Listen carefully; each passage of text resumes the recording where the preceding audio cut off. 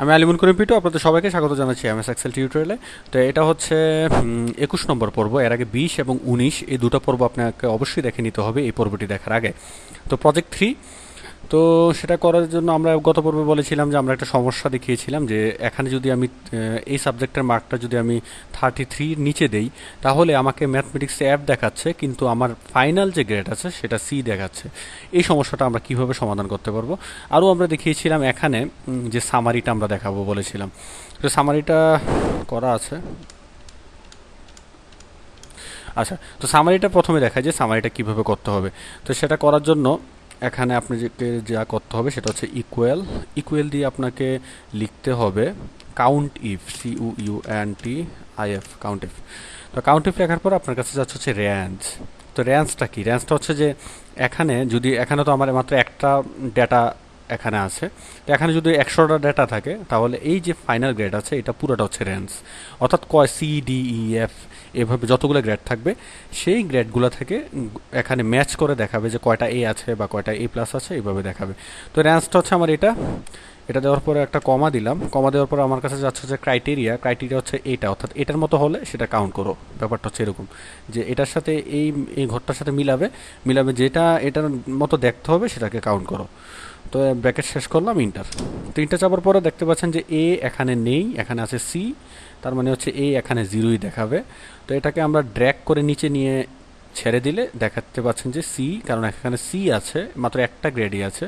তো সি থাকার ফলে এটা যে সি গ্রেডটা একজন দেখাচ্ছে, যে একজন সি গ্রেড পেয়েছে। তো সামারিটা কিভাবে তৈরি করি সেটা আপনারা দেখলেন।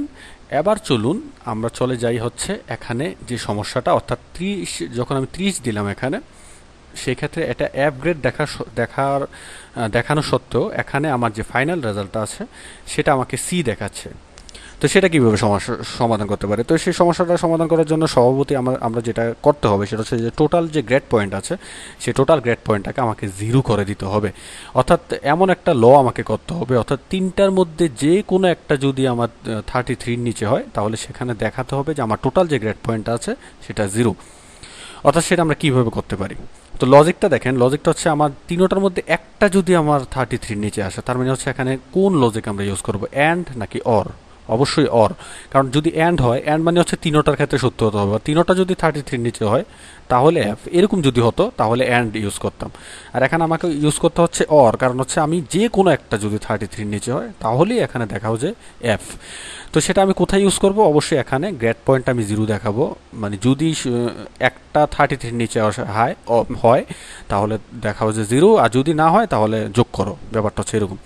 তো ওই সূত্রটা এটা দেখতে পাচ্ছেন যে বিশাল সূত্রটা, অর্থাৎ যোগ করেছিলাম আমরা। তো এটার আগে আমরা একটা ইফ কন্ডিশন ইউজ করব, অর্থাৎ ইফ যদি ব্র্যাকেট দিলাম লজিক টেস্ট। লজিক আমার কোনটা হবে, অ্যান্ড না অর? অবশ্যই অর। যদি অর, এবার বলা হচ্ছে আমাকে লজিকটা দিতে। তো লজিকটা হচ্ছে আমার 95 যদি আমার লেস দেন 33 হয়, তারপর কমা, তারপর হচ্ছে সেকেন্ড 65 যদি লেস দেন আমার 33 হয়, কমা, তারপর হচ্ছে 30, মানে অর্থাৎ E5 এর মান যদি আমার লেস দেন 33 হয়, ব্র্যাকেট শেষ করলাম, কমা দিলাম। কমা দেওয়ার পরে আমাকে বলছে যে ভ্যালু ইফ ট্রু, যদি এই জিনিসটা সত্য হয়, অর্থাৎ তিনোটার মধ্যে যে কোনো একটা ভ্যালু যদি আমার 33 নিচে হয় তাহলে কি হবে? তাহলে ভ্যালু দেখাও 0, আর যদি না হয় তাহলে যোগ করো। অর্থাৎ তিনোটার মধ্যে কোনোটাই যদি 33 নিচে না হয় তাহলে যোগ করো। তো এখানে দেখতে পাচ্ছেন যে আমি একটা ইফ লেখার ফলে আমার একটা ব্র্যাকেট বেশি ইউজ করতে হয়েছে। তো সেই ব্র্যাকেটটা আপনাকে অবশ্যই এনশিওর করতে হবে যে আপনি এটা শেষ করেছেন। তো এখন যখন ইন্টার চাপবেন তখন দেখতে পাচ্ছেন যে এখানে 0, অর্থাৎ টোটাল গ্রেড পয়েন্টে 0 চলে আসছে। এখানে যে জিপিএ সেটাও 0 চলে আসছে, তো গ্রেড পয়েন্ট অ্যাভারেজ এবং ফাইনাল যে গ্রেড আছে সেটা এফ চলে আসছে। কিন্তু একটা পরিবর্তন দেখেন এখানে সার্চ টেবিলে হয়েছে, সেটা হচ্ছে জিপিএ, এই গ্রেড পয়েন্ট অ্যাভারেজ সেটা এবং এটা অর্থাৎ ফাইনাল গ্রেড সেটা দেখাচ্ছে না। কেন দেখাচ্ছে না? তো সেটা দেখার জন্য আমরা এখানে এসে F2 চাপি। চাপে আমরা একটু সূত্রটা দেখি। তো সূত্রটা দেখেন যে আমি এটাকে লক করেছি এবং কলাম দিয়েছি, কিন্তু আমি এই যে আমার যে ভ্যালুটা আছে অর্থাৎ বি যে 17 আছে এটাকে আমি লক করিনি। তো লক না করার ফলে যেটা হয়েছে, সে আর খুঁজে পাচ্ছে না এখানে যে ভ্যালুটা ছিল, রোল নাম্বারটা ছিল, সেটা সে আর খুঁজে পাচ্ছে না।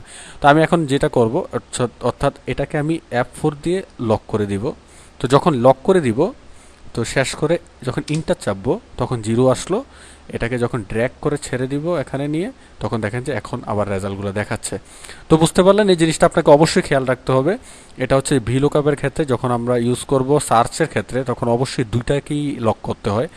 তো এই জিনিসটা আসলে আশা করি যে খেয়াল রাখবেন। তো খেয়াল রাখলে এই সমস্যাটায় আপনি পড়বেন না। তো যাই হোক, দেখলেন যে আমরা কিভাবে সামারি তৈরি করি, এবং আরও দেখলেন যে কিভাবে আমরা এই অ্যাপ সমস্যাটার কিভাবে সমাধান করলাম। এবং এখানে একটা জিনিস দেখেন যে যে আমরা এখানে একটা জিনিস যখন আপডেট করবো, অর্থাৎ এখানে 30-কে আমরা যখন এখন 45 দিয়ে ইন্টার চাপবো, তখন দেখেন যে প্রত্যেকটা জায়গায় এই জিনিসটা চেঞ্জ হয়ে গেছে, প্রত্যেকটা জায়গায় চেঞ্জ হয়ে যাবে। তো ধন্যবাদ। পরবর্তী টিউটোরিয়াল দেখার আমন্ত্রণ জানিয়ে শেষ করছি আজকে টিউটোরিয়াল। পরবর্তী টিউটোরিয়ালে আমরা দেখাবো কিছু ডাটাবেস কিভাবে তৈরি করবেন এক্সেলে। তো পরবর্তী টিউটোরিয়াল দেখার জন্য ধন্যবাদ।